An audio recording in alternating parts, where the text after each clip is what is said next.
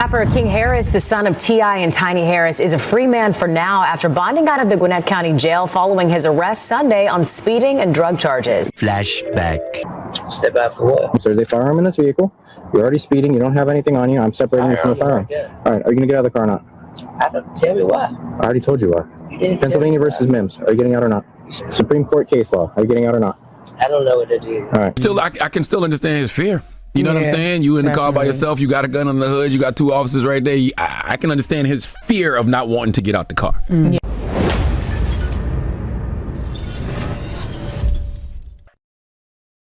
Okay, here's a quick message from our video sponsor, Chapter.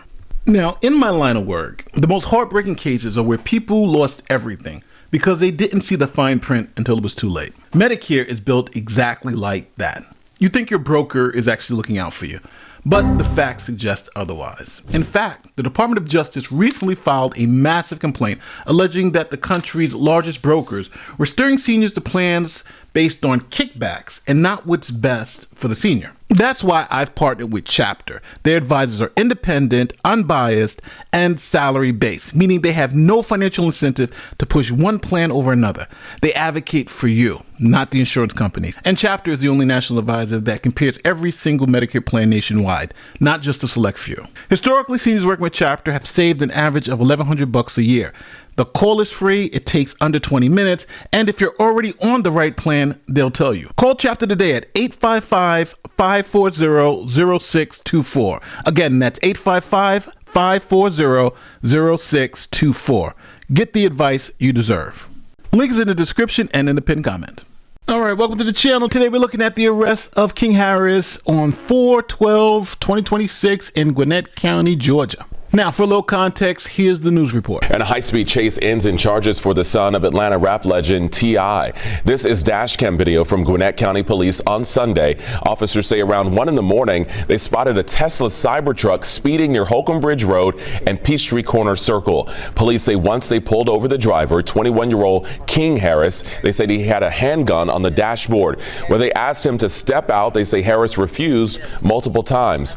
Officers then told him he was under arrest for obstruction. He called his lawyer and eventually complied. Now, before the body camera footage came out, here was King Harris explaining what happened. It's like, all right, why? I'm gonna show my ass. I'm gonna show my ass, because it's like, right not to show my ass on y'all.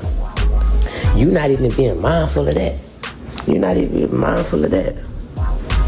So it's like, I'm not being mindful. I don't give a. One time the police called my dad, made me call my dad because I was tweaking so hard. I told Pops, man, I don't care. Respect me, so I'm not giving them no respect. I don't care. Well, you know they're gonna make it hard. I don't give a damn. Tell them make it hard. Do their big one. Do their big one. I don't give a damn. See, and it's like I do it in a way where it's like, I ain't like they try to say, get out the car, get out the car. No, why? You got a gun. It's on the dashboard. I put it, when I got locked up, when I got pulled over, I threw my guns on the dashboard. So you could reach right here and grab it if you want to. That's what he said. He said, you got to grab it. What? Grab it. It's right there. It's right in front of both of us. Grab it. All right, so you guys heard the news report. Cop said he was speeding, pulled him over. He has guns on the dashboard, refuses to get out. Then he gets arrested for obstruction. Now, as you heard, King Harris, he also admits, yes, I was pulled over, took two guns. I thought it was only one. He took two guns out, threw them on the dashboard. Police come and say, hold on, you have two guns in arm's reach. Makes us a little nervous. Why don't you step outside the vehicle so we can have a conversation? And he says he refused. So that's what we know going into the body cam footage. So let's see what happens. And he's slowed down, but his slowing down is to 60. Yeah, I am doing 61 and a 45, and I am not gaining on him. He's also all over the road. Jesus. Hi, good evening. My name is Officer Lopez of the Gwinnett County Police Department. Please don't pull me over, so you're doing over 70 miles an hour in a 45. I didn't know. You didn't know? I got you. You got your driver's license on you? All right, are you the registered owner of the vehicle? Okay. Do you have a photo or anything like that of your driver's license? Yeah. I got you. So he was doing 70 and a 45, gets pulled over. Now remember, at this point in time, he's throwing 2 guns up on the dashboard. All right. So, do you mind stepping out and we're going to talk right here real quick, back here? About what? You need to step out of the vehicle. Step out for what? So there's a firearm in this vehicle. You're already speeding. You don't have anything on you. I'm separating you from the firearm. All right. Are you going to get out of the car or not?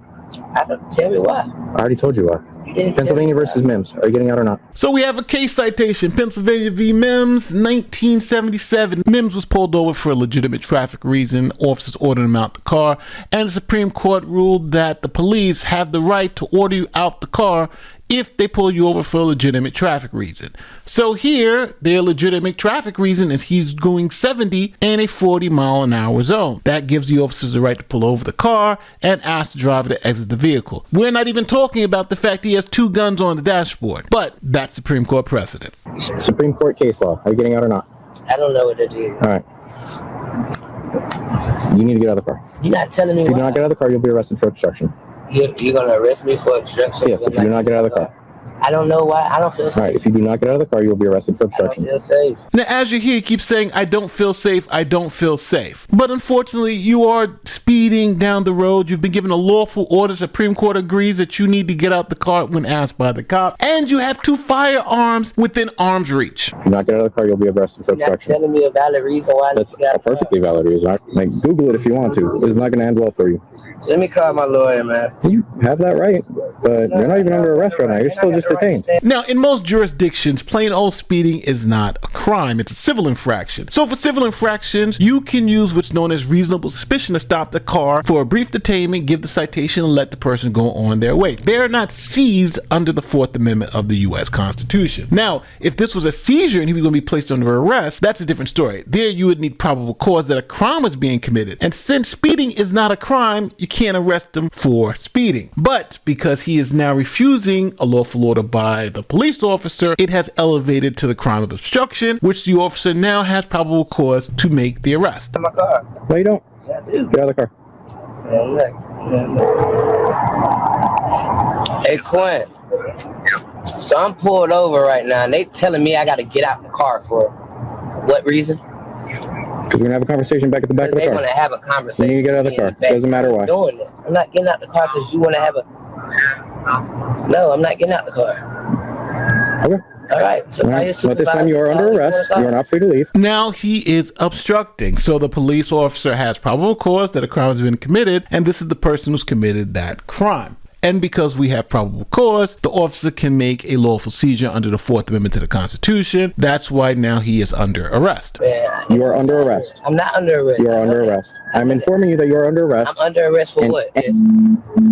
Hold on, my lawyer calling. Hey, so a police officer is right here telling me I have to step out my car. And I'm telling him I don't want to step out my car. He's telling me to step out the car to have a I've already told you you're under arrest. You're under arrest at this point. And he's trying to tell me since I didn't want to step out the car, I'm under arrest, bro. I'm under arrest. But you are under arrest at this point. All right? So you need to get out of your car right now. All right.